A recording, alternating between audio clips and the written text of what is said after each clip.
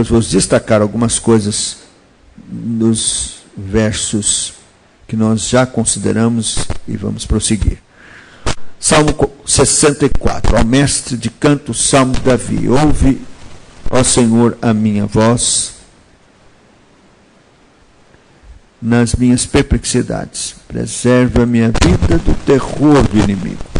Esconde-me da conspiração dos malfeitores e do tumulto dos que praticam a iniquidade, os quais afiam a língua como a espada e apontam quais flechas palavras amargas para os ocultos atingirem o íntegro. Contra ele disparam repentinamente e não temem. Teimam no mau propósito. Falam secretamente armar ciladas. Dizem, quem nos verá? Projetam iniquidade, inquirem tudo o que se pode escogitar. É um abismo o pensamento e o coração de cada um deles.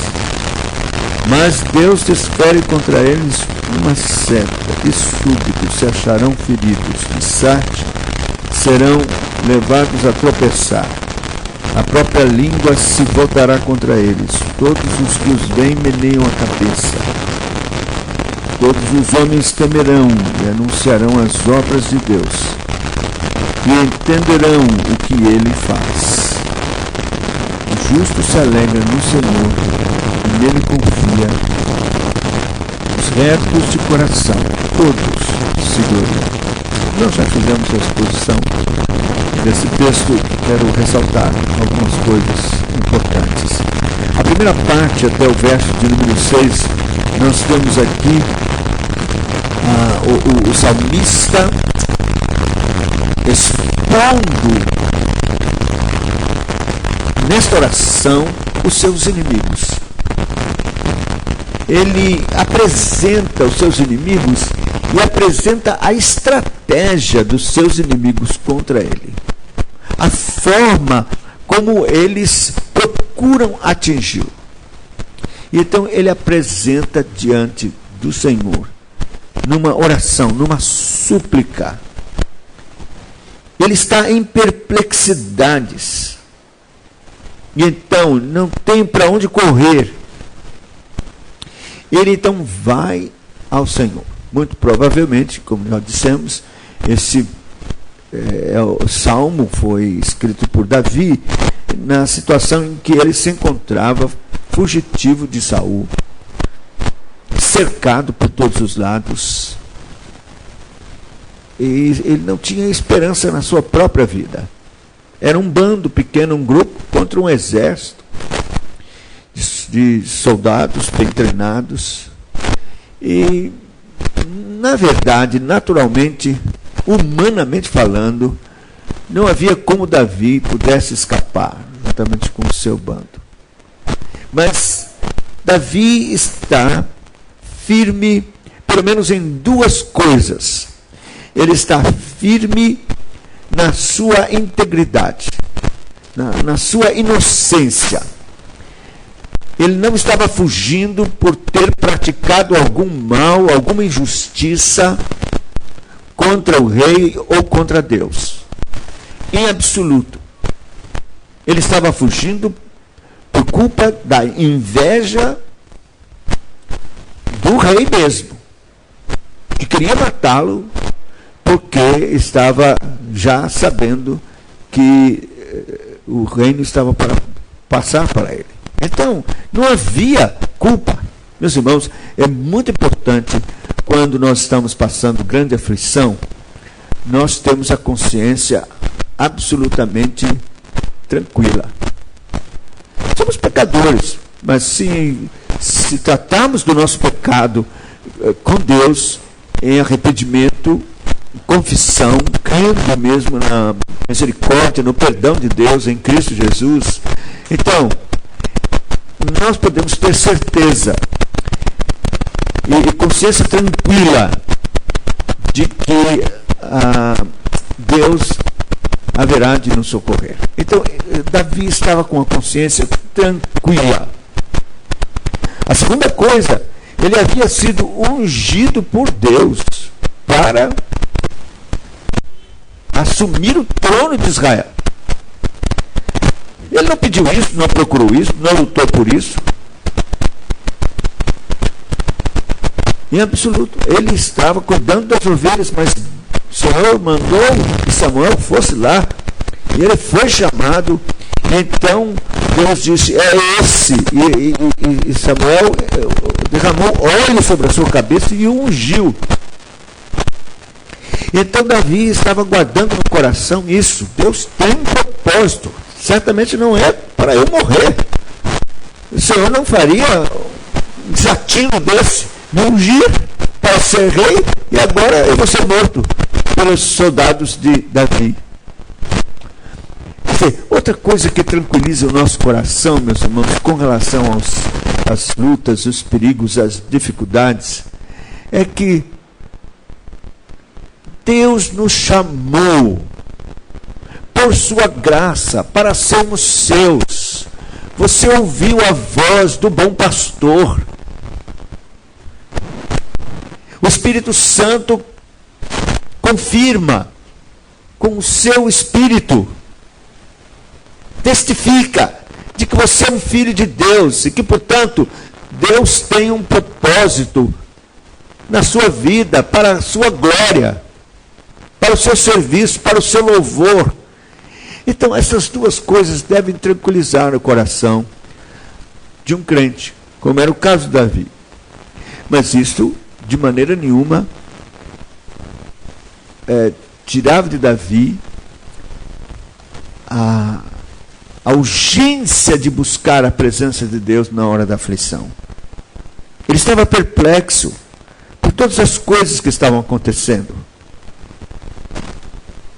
Talvez sem compreender. A perplexidade, ela mostra uma certa incompreensão, uma falta de entendimento, de adequação nas coisas. Está tudo confuso. Eu estou perplexo. As coisas estão acontecendo e não deviam acontecer. Eu estou perplexo. Mas veja, ele então busca a presença de Deus. Ouve, ó Deus, a minha oração. Ele vai à presença do Senhor. Quantas vezes nós vamos à presença de Deus com coisas que estão acontecendo que nós não entendemos nada. Não compreendemos por que elas estão acontecendo. Mas na presença do Senhor, que controla todas as coisas, que é quem ordena todas as coisas, que é o Deus da providência, que decreta todos os acontecimentos, que é sábio, que é bom, que é perfeito.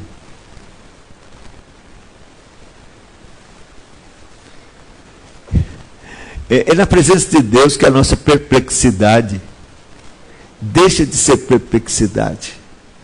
E a gente começa a admitir. A vontade do Senhor é boa, perfeita e agradável. Oh, a sabedoria, a perfeição. Não podia ser diferente. Essas coisas comunicam ao nosso coração a soberania de Deus sobre os acontecimentos. É um calmante divino para o nosso coração. Aí ele passa a apresentar os inimigos. Ele pede que o Senhor preserve a sua vida, possa escondê-lo dos inimigos que estavam conspirando, dos malfeitores que estavam realizando um tumulto para praticar iniquidade contra ele, que tinham como arma, uma das piores armas, a língua, que ele compara com flechas, espada e flechas. Flechas venenosas, porque eram como palavras amargas. E as ocultas, procurando atingi-lo. E assim que realmente o inimigo faz. Usa pessoas, as ocultas, para atingir o íntegro. Com palavras, muitas vezes calúnia, mentira. Contra eles disparam. repentinamente. Quer dizer, quando não se espera. E não temem. Eles são ousados a fazer o mal. Teimam no mau propósito. Insistem nisso, em falar secretamente e armar ciladas. E depois diz, quem nos verá? Quer dizer, o ímpio tem toda certeza de que ninguém está vendo. Ele não atina de que Deus está vendo. Projeto iniquidade, querem tudo o que se pode cogitar. É um abismo o pensamento e o coração de cada um deles. Ele coloca diante do Senhor. Mas a partir do verso de número 7, então, ele estabelece aquele mais Deus, tão maravilhoso. Mas Deus desfere contra eles uma seta. Então, nós vemos aqui que o salmista confia no Deus a quem pertence a vingança. No Deus que não fica passivo, assistindo os justos sendo afligidos e perseguidos e ameaçados e atingidos muitas vezes injustamente. Ele não fica passivo. Há uma ideia de que nós temos que sofrer as injustiças, porque afinal de contas estamos aqui nesse mundo para sofrer mesmo, e não precisamos esperar nenhuma recompensa ou qualquer livramento, coisas assim, com relação às aflições. Resignados devemos sofrer até nos céus. Lá no céu, pronto, vamos ter a recompensa. Mas isso está errado. Nós encontramos na palavra de Deus que o Senhor está pronto para nos socorrer, para intervir e para vingar os seus santos a qualquer momento, aqui. Se você ler o Salmo de número 37, ele diz claramente, ele fará sobressair o teu direito, como o sol. Então você vê que é assim. O apóstolo Paulo fala como deve ser a nossa postura com relação aos inimigos, dizendo, se teu inimigo tiver fome, dá-lhe de comer. Se tiver sede, dá-lhe de beber. Fazendo isto, amontoarás brasas vivas para a sua cabeça. Mas ele diz assim, não te deixes vencer do mal, mas vence o mal com o bem. Então, quando ele ordena que nós devemos reagir com amor às injúrias, com benignidade, aquelas coisas que são contrárias a nós, que devemos entregar a Deus. Não está dizendo que quer ficar assim, sofrendo e pronto. Não, é esperar vitória. Porque quando agimos assim, então é aí que Deus manifesta o seu poder de forma extraordinária. E foi assim que o Senhor Jesus Cristo venceu o mundo. Ele esmagou a cabeça da serpente enganadora exatamente quando ele rendeu o Espírito. Quando ele expressou em extremo o seu amor, naquele momento, ele venceu o mundo. Ele venceu Satanás. E então, isso nos ensina, na verdade, aquela reação de amor, ou a não reação, a entrega a Deus, como diz o texto, entrega o teu caminho ao Senhor, confia nele e o mais ele fará. Quando você entrega a Deus e confia e não reage, é uma atitude poderosa. Na verdade, esta é uma arma poderosa, a arma do amor, da benignidade. É uma arma poderosa. O inferno não pode explode com esta arma. É uma bomba que faz tremer os alicerces do inferno quando nós amamos. Quando o inimigo faz mal a nós, nós fazemos bem. Isso abala o inferno. E é uma arma poderosa que vence o mundo, que vence o mal. O diabo foge diante do amor. Não pode.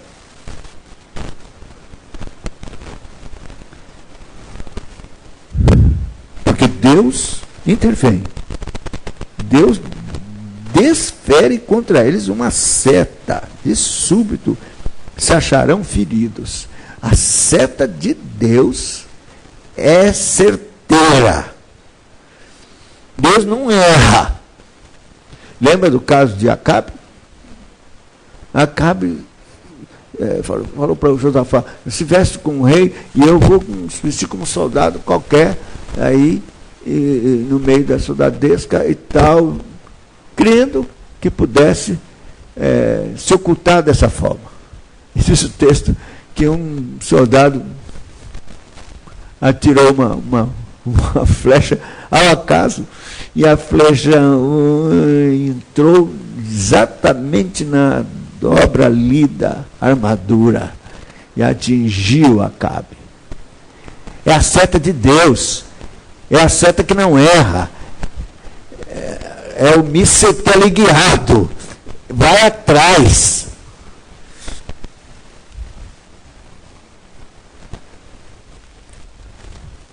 Se acharão feridos, de sarto serão levados a tropeçar, e a própria língua se voltará contra eles. Veja que coisa impressionante. Quer dizer, uma pessoa fala mal, usa a língua, difama, calunia, fala de outra pessoa, está fazendo mal. Essa língua fere, machuca. Mas o que a palavra de Deus diz é que não machuca só a pessoa com quem falou, não. Machuca a própria pessoa que usou a língua. Irmãos, nós precisamos ter isso bem claro, tomar cuidado, porque Satanás é astuto. Ele pega a nossa fraqueza e usa mesmo. Às vezes, a pessoa está com boa intenção, numa reunião de oração, num pedido de oração, difama pessoas. E então, Satanás já fez o seu trabalho. Usou a língua para difamar. Mas o pior é que não é só a pessoa que foi difamada que foi atingida. Deus está dizendo que esta língua mesmo fere a própria pessoa, se voltará contra ele. E veja, todos os que os veem meneiam a cabeça, quer dizer, daí vem as consequências. Uma pessoa difamou, feriu com a língua, aí pessoas que ele conheciam vão desprezá-lo, vão deixá-lo de lado. Todos os homens temerão e anunciarão, aliás, se voltará contra ele, e todos os que vêm meneiam a cabeça, quer dizer, pessoas que estavam ao seu lado, que até talvez pudessem apoiar naquilo, agora se voltam contra ele. Meneiam a cabeça.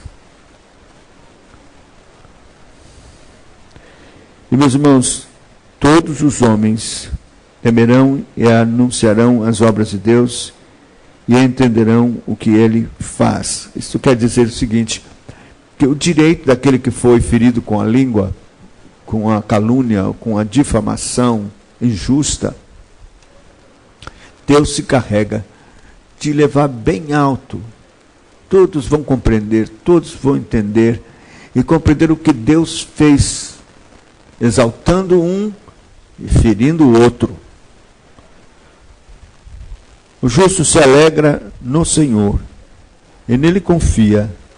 Os de reto coração, todos se gloriam. Esse é um final apoteótico de adoração, de louvor, dizendo que o justo, no final, sempre vai se alegrar no Senhor, confiar nele. Os retos de coração, todos se gloriarão, se gloriam no Senhor. Então é maravilhoso ter esse mesmo sentimento que Davi, servo do Senhor, teve. Que Deus nos abençoe. Amém. Vamos fazer então nossa intercessão.